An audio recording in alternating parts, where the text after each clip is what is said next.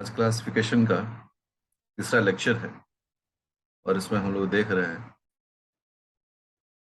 Paramecium के बारे में। हम लोगों ने पिछले दिनों कुछ जानकारियां प्राप्त की थी।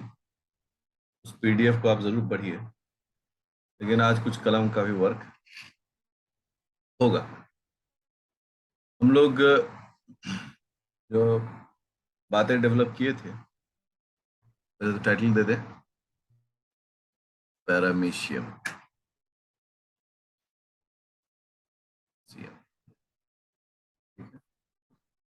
पैरामीशियम। अब इसमें ट्राइकोसिस्ट हम लोग देख लिए थे। ट्राइकोसिस्ट जो है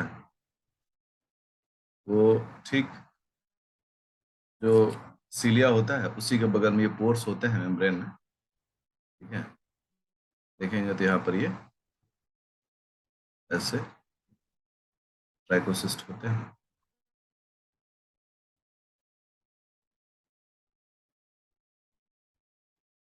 तो ये ट्राइकोसिस्ट का फॉर्मेट है स्ट्रक्चर का। और ये जो आप देख रहे हैं ये जो लाइन है इसे हम लोग पेलिकल कहते हैं, इसका बॉडी का जो पेलिकल है। और न्यूरोनेमा है, न्यूरोनेमा यहाँ से पास करता है, जो एक प्रकार से सिग्नल, मतलब वो नहीं बोलते करंट सिग्नल, तो उसी तरह का कुछ सिग्नलिंग इसका काम होता है। और इसी से जुड़ा रहता है इसका सीलिया, या सीलिया हो गया जो इससे जुड़ा हुआ है। ये हो गया सीलियम, इसमें भरा हुआ टॉक्सिन। ये हो गया ट्राइकोसिस्ट। ओके, और ठीक नीचे में एक बेसल ग्रेन्यूल का एक लाइनिंग होता है। ठीक है, और इस लाइनिंग को हम लोग कहते हैं एंडोप्लाज्म। एंडोप्लाज्म, ठीक है। और ये जो जगह है, ये जो आप जितना जगह देख रहे हैं इसको हम ऐसे डॉट डॉट कर रहे हैं, ये जो है इसको कहते हैं एक्टोप्लाज्म। तो ट्राइकोसिस्ट और सीलिया, इन दोनों का जो है लोकेशन जो होता है वो एक्टोप्लाज्मिक होता है। ये सब करते रहेंगे। ये है बेसल ग्रैन्यूल, ग्रैन्यूल जो कि ठीक ट्राइकोसिस्ट के बगल में, या अगर फ्रंट साइड देखिएगा तो पीछे दिखेगा। इस प्रकार से ये चीजें होती हैं। जैसे ही कोई इमरजेंसी का वक्त आता है, ये केमिकल है, थोड़ा हम इसको ऐसे रंग दे देते हैं। लाल रंग दे दिए। ये इसमें एक टॉक्सिन भरा हुआ रहता है। ये टॉक्सिन क्या होता है, जैसे ही कुछ बुरा वक्त आता है ये टॉक्सिन यहाँ से रिलीज हो जाता है बाहर की ओर। जैसे बाहर की ओर रिलीज हुआ, रिजल्ट क्या होगा कि जो उसके अगल बगल में जो भी दुश्मन है वो दुश्मन पैरालाइज हो जाता है। तो ये जो है टॉक्सिन, जो ट्राइकोसिस्ट है, सिक्रेट्स, क्या सिक्रेट करता है, टॉक्सिन। और इसका क्या इफेक्ट होता है, इसका इफेक्ट होता है paralyse other livings, living things, उसको ये पैरालाइज कर देता है। इसका दो पर्पस है, पहला फॉर फूड, भोजन के लिए, और दूसरा फॉर डिफेंस, डिफेंस के लिए। ठीक है, और तीसरा हो गया फॉर ऑफेंस। वैसे फूड जो है वो हमेशा ऑफेंस का ही हिस्सा माना जाता है। भोजन के लिए ये अपने अगल बगल में जो एनिमल्स हैं या माइक्रोब्स हैं उनको ये पैरालाइज कर देता है, सुरक्षा के लिए, दूसरों से बचने के लिए। क्योंकि प्रकृति का नियम है कि अगर यह किसी को खाएगा तो कोई इसको भी खाएगा। और ऑफेंस, ऑफेंस का एक बड़ा पार्ट है फूड। तो फूड जो है उसकी मदद से ये इस काम को करता है। यह ट्राइकोसिस्ट का काम होगा। अब जो मुद्दा यहाँ पर विकसित होता है वह मुद्दा है इसमें लोकोमोशन। लोकोमोशन, आप सभी लोग अगर कोटपाल सीरीज पढ़ते हैं तो पढ़िए, कोटपाल में भी दिया हुआ है।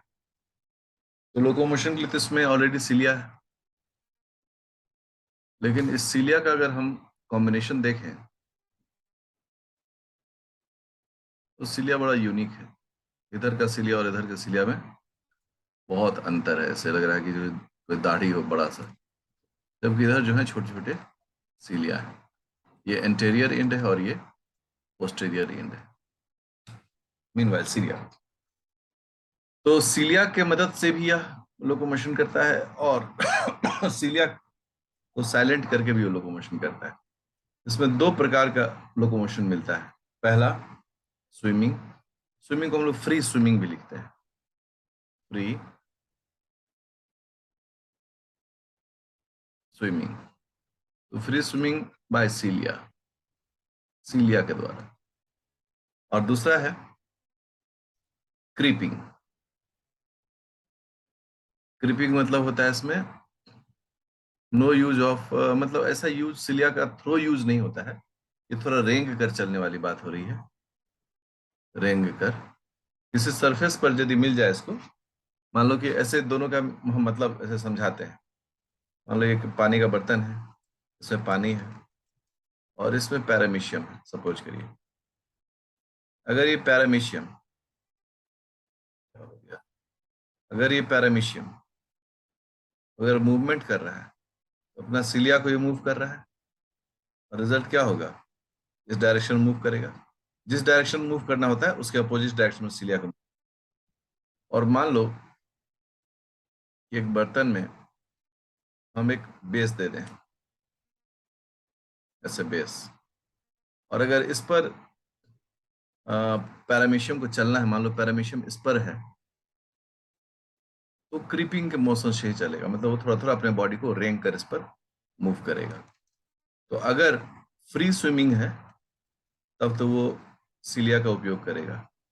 अगर कोई बेस है वो फिर क्रीपिंग करेगा। तो इस तरह के मूवमेंट को हमेशा समझना है कि ये दो मूवमेंट दो अलग अलग सिचुएशन में करता है, और इसीलिए इस सिचुएशन को हम लोग क्या कहते हैं? स्विमिंग एंड क्रीपिंग कहते हैं। फ्री जब भी होगा तो सिलिया की मदद लेगा, और जब भी कोई बेस रहेगा तो वो हमेशा क्रीपिंग मूवमेंट को शो करेगा।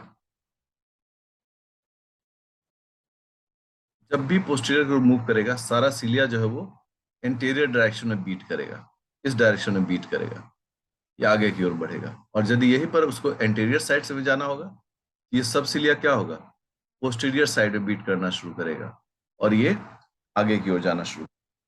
तो इस तरीके से सिलिया का backward and upward, backward and forward beat करके ये आगे या पीछे अपने शरीर को करता है। अब इसमें आता है न्यूट्रिशन। पैरामीशियम का जो न्यूट्रिशन है, क्योंकि एनिमल है यह, तो होलोजोइक न्यूट्रिशन है। होलोजोइक न्यूट्रिशन सबसे पहला पॉइंट। दूसरा पॉइंट क्या होता है इसमें? कि डाइजेशन जो है वो इंट्रासेलुलर है, सेल के अंदर में होगा, नॉट एक्स्ट्रा सेलुलर। एक ही सेल का बॉडी इसका है, तो बाहर तो होना नहीं है। Pattern of digestion, of the digestion, अगर डाइजेशन का पैटर्न देखें तो पहले ये एसिडिक होता है, first acidic pH, and then in हाँ एल्कलाइन पीएच, एल्कलाइन पीएच। मतलब पहला जो भोजन, इसका जो भी भोजन ये पिकअप करता है, अभी चर्चा करेंगे उस पर, तो सबसे पहले उस भोजन के चारों तरफ एसिडिक मीडियम आता है और फिर एल्कलाइन मीडियम। एक्चुअली ये पैरामीशियम ही नहीं, बल्कि हम सब लोगों में खाना जब हम खाते हैं तो पहले स्टोमक में पहुंचता है, जहाँ क्या होता है? एसिडिक पीएच होता है। और जब फिर वहां से हम खाना को आगे भेजते हैं तो इंटेस्टाइन में पहुंचता है, और इंटेस्टाइन में क्या होता है? इंटेस्टाइन में अल्कलाइन मीडियम होता है। ऐसा नहीं है कि ये हम लोगों में नहीं होता है, ये डाइजेशन का एक कॉमन पैटर्न है जो हर एनिमल में होता है। कोई भी ऐसा एनिमल नहीं है जहां ये उदाहरण आए कि नहीं सो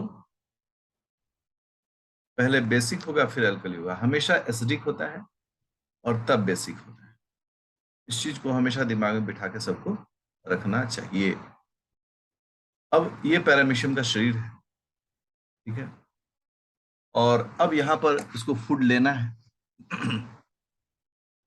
फूड जो लेना है तो उसके लिए इसको एक ग्रुप चाहिए, जिस ग्रुप में ये फूड एंटर करेगा। वो जो ग्रुप है, या हम इसको साइटोफेरिंग्स भी कह रहे हैं, साइटोफेरिंग्स, इस ग्रुप में फूड एंटर किया। छोटे छोटे पार्टिकल होते हैं, इस तरह के छोटे छोटे पार्टिकल होते हैं, यहाँ पर आएगा। जब इसको स्टेन करते हैं लोग, तो देखते हैं क्या, इस शुरुआती दौर में ये रेड कलर का दिखता है। सो जब एकदम स्टार्ट होता है किसी भी फूड वैक्यूल का की फॉर्मेशन, उसको हम लोग कह रहे हैं फॉर्मिंग फूड वैक्यूल। और ये कैसा दिखता है, किस कलर में स्टेन होता है, ये रेड कलर में। अब ये देखिए पोस्टीरियर साइड में मूव करेगा। पोस्टीरियर साइड में जब मूव किया, तो इसका कलर अब बदलना शुरू होता है, ठीक है। अब इसका कलर कैसा हो जाएगा, रेड और ऑरेंज मिला हुआ रहेगा, लाइक दिस वन। तो ये ऑरेंज हो गया, पता नहीं ऑरेंज दिख रहा है या नहीं दिख रहा है, बट मैंने कोशिश तो किया है कि थोड़ा ऑरेंज दिखे, ठीक है। ये ऑरेंज और इसमें रेडनेस रहता है। सो अभी ये ऑरेंज भी दिख रहा है और ये हल्का रेडनेस भी दिख रहा है। ये जैसे से मूव कर रहा है, आगे बढ़ रहा है, देखिए इसका कलर कैसे चेंज होता है। अभी ये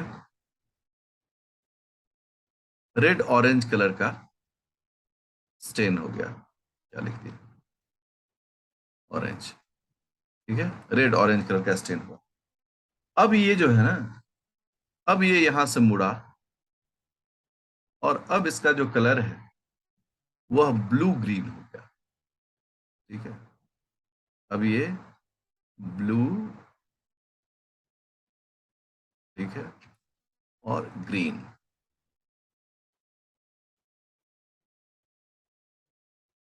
ठीक है, ये ग्रीन। ब्लू ग्रीन जैसे ही हुआ, इसका मतलब हो गया ये एसिडिक पीएच हो गया। Blue green food vacuole.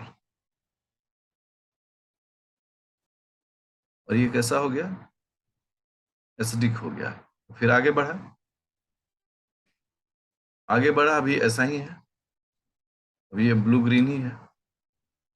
मैं बार बार इतना कलर नहीं करूंगा, लेकिन मैं आपको बता दे रहा हूं कि ये अभी भी ब्लू ग्रीन ही है, ठीक है। अब ये जैसे ही इंटीरियर साइड में पहुंच जाता है, इसका कलर चेंज हो जाता है। अब ये येलो ग्रीन हो जाता है। कैसा हो जाता है, येलो ग्रीन। मैं कोशिश कर रहा हूँ आपको, अगर ये कलर दिखता हो, ये येलो हो गया और ये उसमें ग्रीन हो गया। सो ये येलो ग्रीन जो है, अब फूड वैक्यूल दिख रहा है कहाँ पर, येलो ग्रीन, येलो ग्रीन। और फिर ये आगे बढ़ा, अब सिर्फ ये येलो दिखेगा। जैसे जैसे इसमें केमिकल एक्टिविटी चेंज होती है, वैसे वैसे इसका रंग भी क्या होता है, बदलता है। अब यह सिर्फ कैसा दिख रहा है, येलो दिख रहा है। और येलो मतलब हो गया ये अल्कलाइन। ये सभी फूड वैक्यूल हैं, FV, red orange food vacuole, yellow green food vacuole, याद रखना है।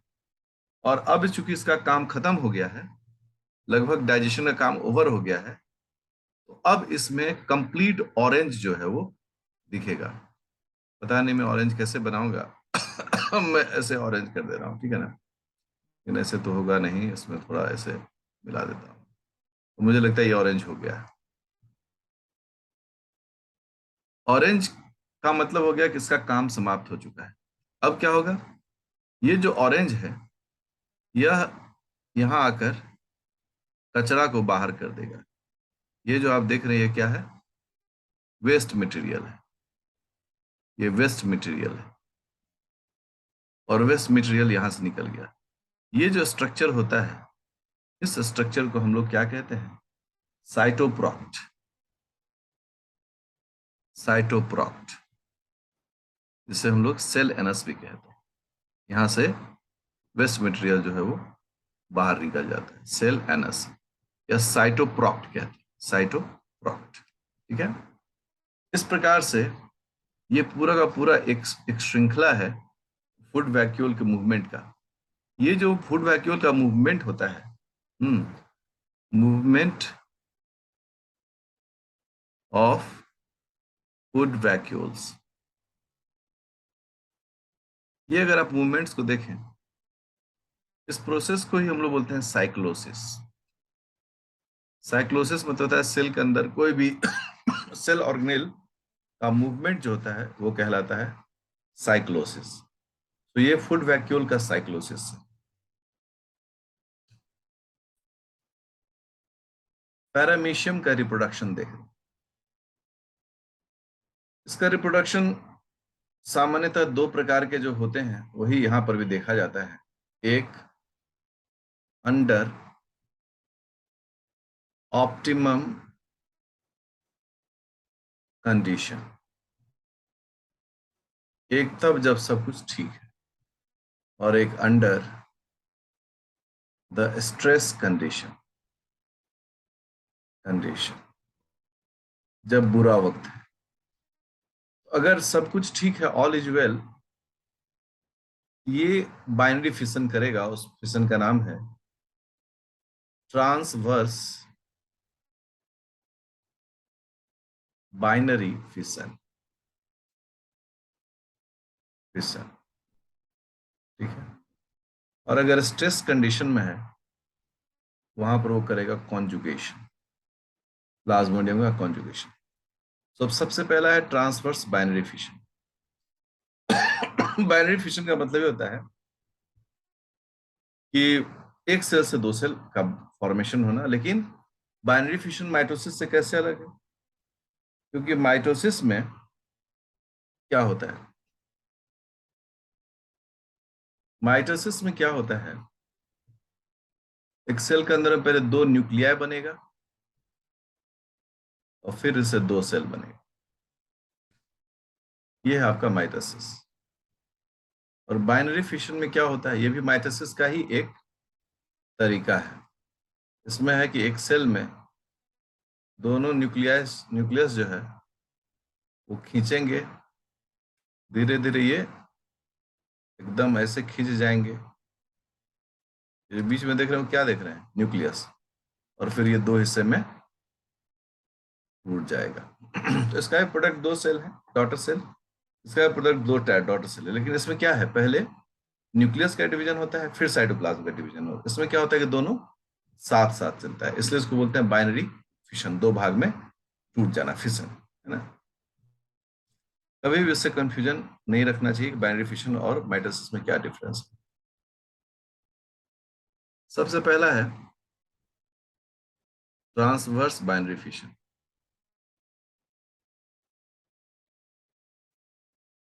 ट्रांसवर्स बाइनरी फिशन का मतलब हो गया कि जो पैरामीशियम है, इस तरह करके पैरामीशियम दिखेगा, ठीक है। और एक पैरामीशियम में एक मैक्रोन्यूक्लियस और एक माइक्रो न्यूक्लियस होता है। इसे हम लोग कह रहे हैं मैक्रोन्यूक्लियस, और इसे कह रहे हैं माइक्रोन्यूक्लियस। ये दोनों हो गए। अब यहाँ क्या होता है कि ये जो पैरामीशियम है, टीएस हम लोग कैसे काटते हैं? किसी का टीएस काटना हो तो हम लोग ऐसे काटते हैं, टीएस। अब जब इस पैरामीशियम को अपना रिप्रोडक्शन करना होता है, तो यह एक लाइन के एक्सिस में अपने बॉडी को खड़ा कर देता है, लाइक दिस वन। ऐसे अपने बॉडी को खड़ा कर, ठीक है। और अब इसमें क्या होता है कि दोनों न्यूक्लियस का डिवीजन होता है। इसके कारण क्या होता है, मैक्रो एंड माइक्रो दो बन जाता है। और नेक्स्ट स्टेप में क्या होता है, हम नेक्स्ट स्टेप यही दिखा देते हैं। नेक्स्ट स्टेप में होता है कि इसमें बीच में एक मेम्ब्रेन का सेप्टम फॉर्मेशन होता है, और दो पैरामीशियम में ये अपने आप को कन्वर्ट कर लेता है।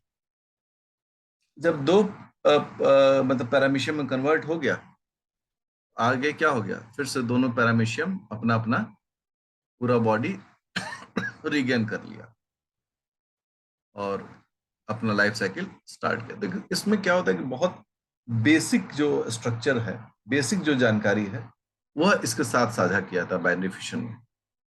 बाइनरी फिशन में एक साथ ही ये सारा काम जो है वो हो जाता है। हम तो चूंकि दोनों को अभी अलग अलग करके दिखाए हैं, दोनों को अलग अलग करके दिखाए, लेकिन फैक्चुअल होता है ये साथ साथ में जो है वह दोनों काम होता है।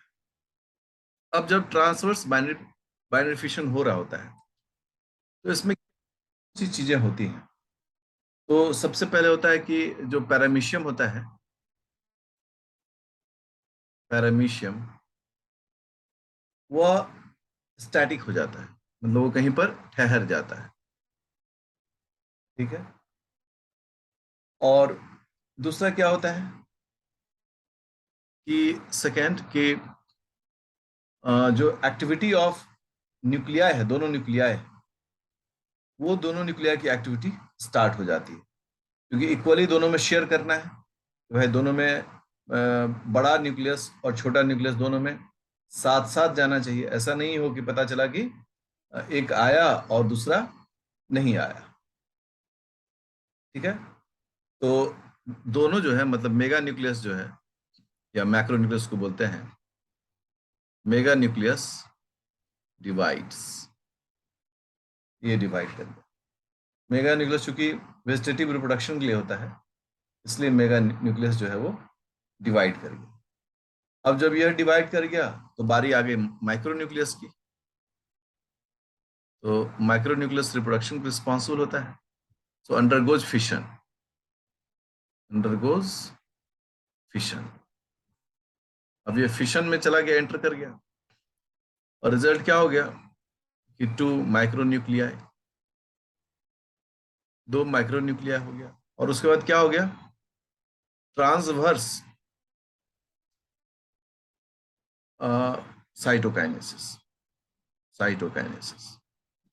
और जैसे ट्रांसवर्स साइटोकाइनेसिस होगा, रिजल्ट क्या होगा, बीच में एक मेम्ब्रेन का फॉर्मेशन हो जाएगा।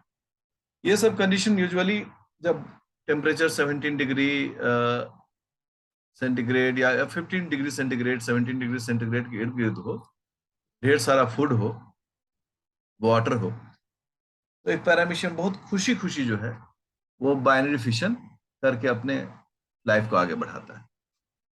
दूसरा जो प्रोसेस है, उस प्रोसेस को हम लोग कहते हैं कॉन्जुगेशन।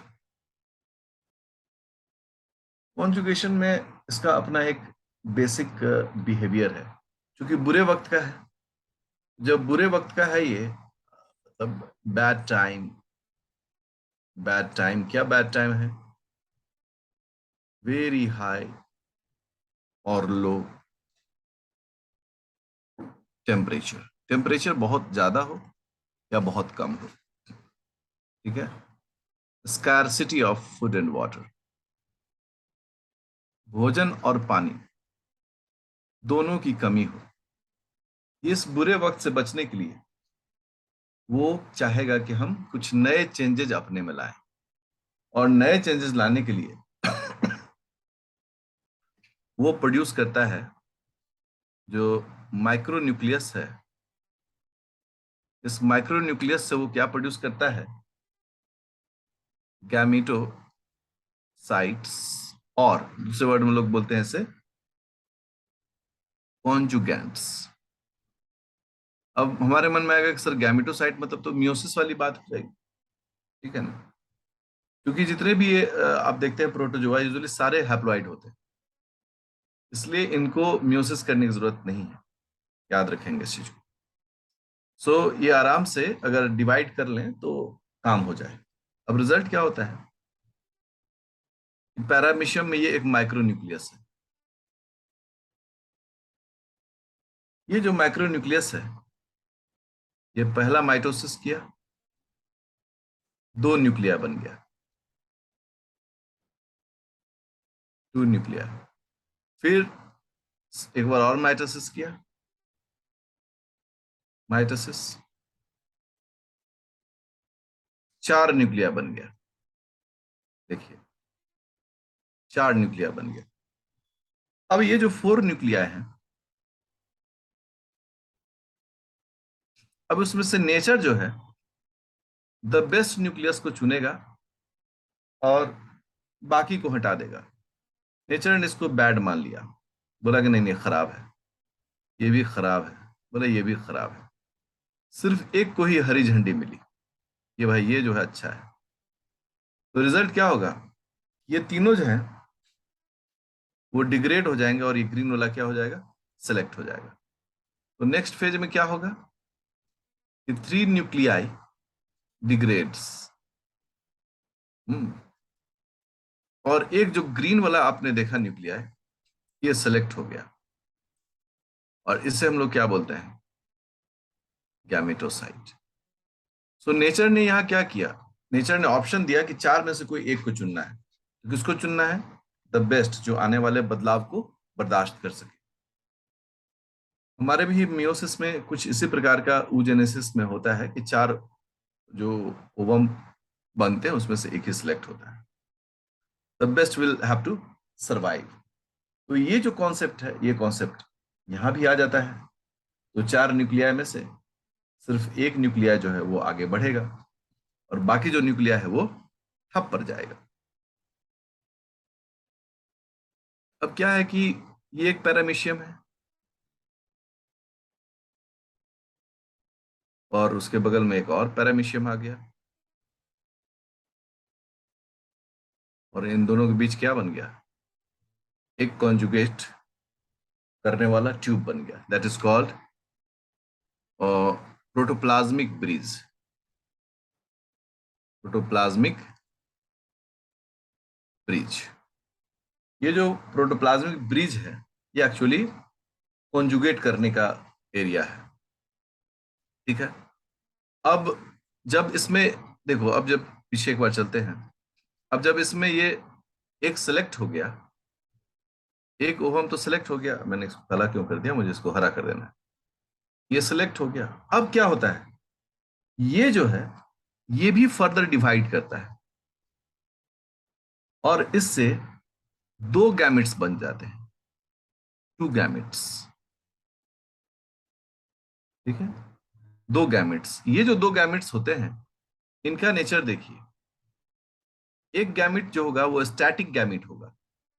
स्टैटिक गैमेट मतलब ये मूव नहीं करेगा, ठीक है ना, ये जहां है वहीं ठहरा रहेगा। जो स्टैटिक गैमेट होगा वो फीमेल गैमेट कहलाएगा, और एक जो है वो क्या कहलाएगा, माइग्रेटरी, माइग्रेटरी गैमेट, और इसे हम लोग क्या कहेंगे, मेल कहेंगे। ये दोनों जो है वो क्या है, माइक्रो न्यूक्लियस है, माइक्रो न्यूक्लिया है, इसको हमेशा याद रखिएगा। मैक्रो का काम सिर्फ वेजिटेटिव ग्रोथ के लिए। इस प्रकार से जो कॉन्जुगेशन ट्यूब होता है, उस कॉन्जुगेशन ट्यूब से क्या होगा कि जो एक गैमिट है वो गैमिट इसको क्या करेगा, यहाँ पर भेज देगा इसमें। तो जिसने भेजा उसे हम लोग बोल देते हैं कि ये मेल, और जिसने रिसीव किया उसको हम कह देते हैं फीमेल। तो इस प्रकार से ये ट्रांसफर जो है रिप्रोडक्शन में वो होता है।